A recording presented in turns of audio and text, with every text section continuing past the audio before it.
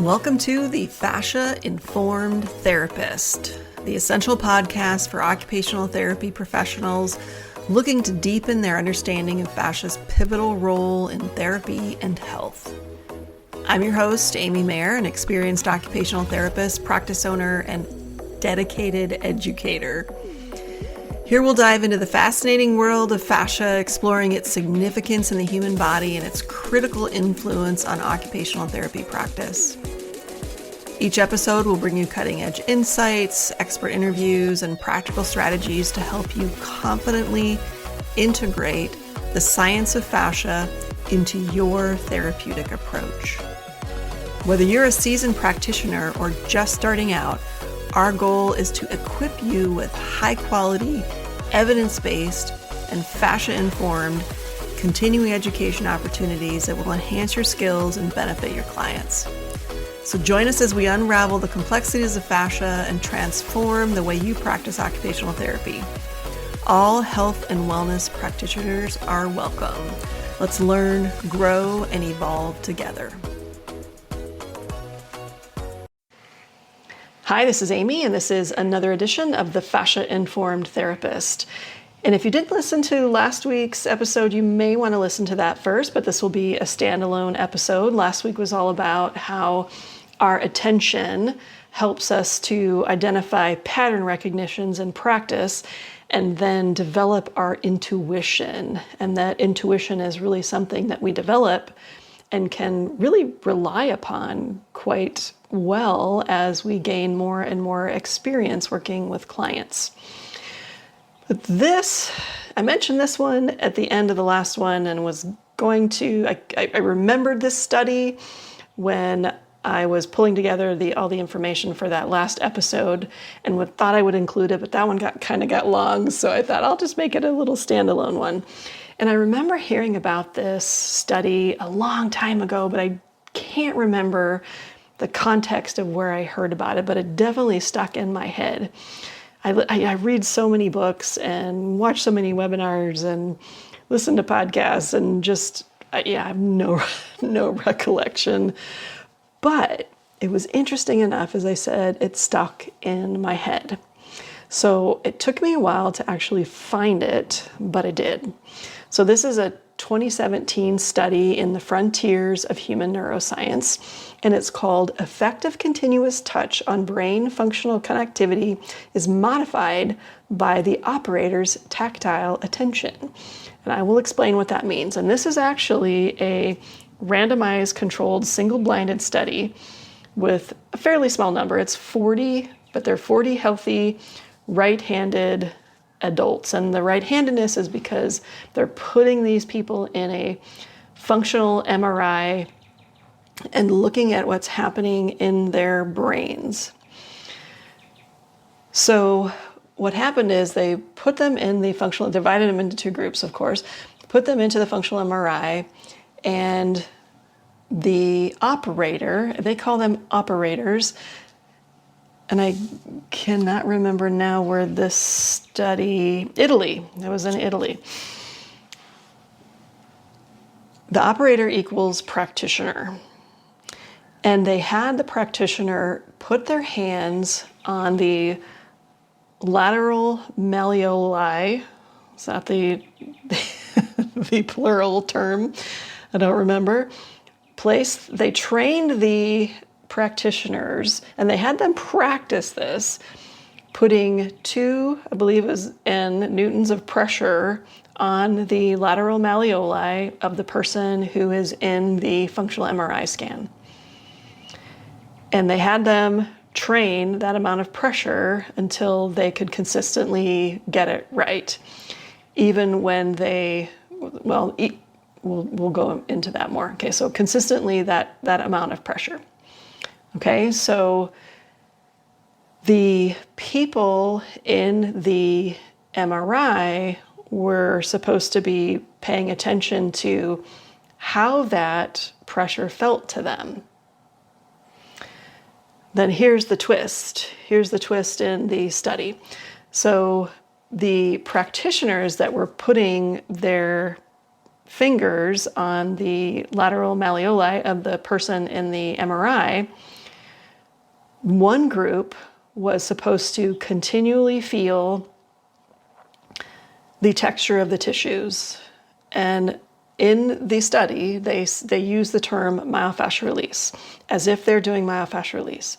They're supposed to be feeling the texture, the temperature, all the qualities of the tissues and focusing on those sensations the entire time that they have their hands on the clients.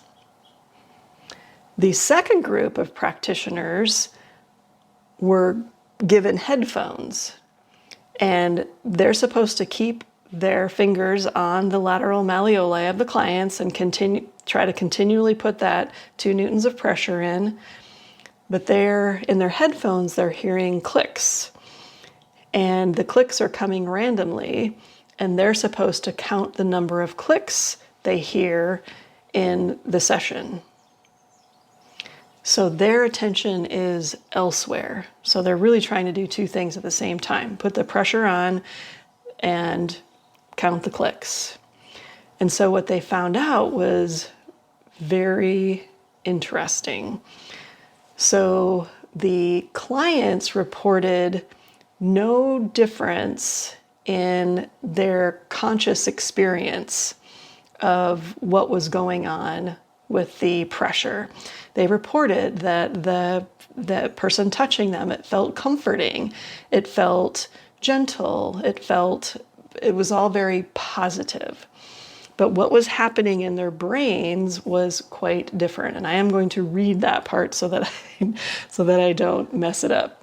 Because functional MRI and areas of the brain are not something I can easily rattle off. Okay. What they found was striking in the client's brain activity. Certain regions responded differently depending on where the therapist's attention was. Specifically, there was a stronger seesaw effect known as anticorrelation between 2 sets of brain areas when the operator was fully focused.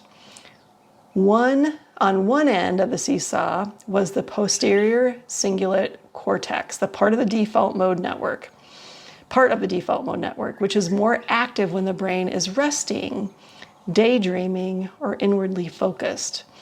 On the other end were the insula and inferior frontal gyrus, regions involved in interoception, the sense of body internal awareness, and focused attention. When the therapist was present and attentive, the client's brain shifted its balance. The resting state quieted, and the awareness of the body increased. Here's the surprising part. The participants, as I said, did not consciously notice any difference in how the touch felt between the 2 conditions. Post-session ratings of touch, pleasant, softness, and relaxation were similar regardless of whether the operator or the practitioner was fully focused or distracted. This means the client's brains were responding to subtle differences the client's brains were responding to subtle differences in the therapist's attention, even when their conscious minds were not aware of it. The study provides compelling evidence that a practitioner's focused presence during touch isn't just a nice idea. It can directly influence a client's brain in meaningful ways, even without the client realizing it, suggesting that inattention, and presence may be powerful therapeutic tools. So interesting, right? So the people may not really notice it consciously, but somehow it changes the way their brain is reacting. And when the brain starts to change, the body's going to follow along, most likely.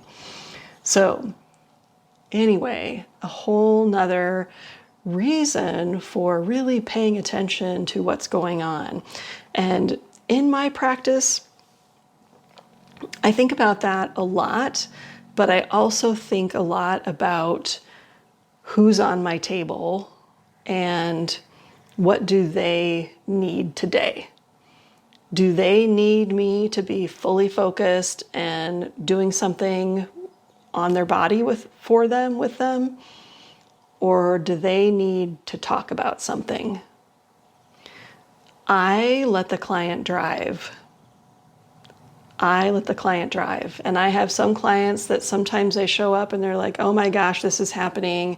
Maybe their mom had a fall and they need to talk about it, or something else.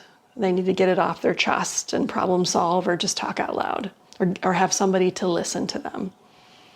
And sometimes that same client is completely quiet the whole time, and they get to choose. I don't come in and say, guess what happened to me yesterday, or start telling them stories or asking them about current events, or hey, what do you know? Tell me, da da da. I don't ask them that. Now, that also can change the better I get to know clients. The better I get to know them, I kind of know what their patterns are. Again, the intuition coming up. But I'm always validating my assumption when they walk in the door. And whenever my clients walk in the door, what's going on? Tell me what's new today with you and your body. How are you feeling? What do you need from me today? And then we go from there. But anyway, I thought you would find this study interesting. I hope you did. I will put the reference in the description. All right, thank you so much. I hope everybody has a fantastic day. Thank you again for listening. Thank you for tuning in to the Fascia-Informed Therapist. It's been a pleasure sharing insights and strategies to help you integrate fascia science into your practice. I'm Amy Mayer, and I hope today's episode has inspired you to explore further and take your therapeutic skills to the next level. Remember, we're committed to creating and providing top-notch, evidence-based, fascia-informed continuing education that empowers you as an occupational therapy practitioner. Stay connected with us for more enriching content, and don't forget to check out our online courses to deepen your expertise. Until next time, keep expanding your knowledge, refining your skills, and confidently applying the science of fascia to your practice. Here's to advancing together in health and wellness.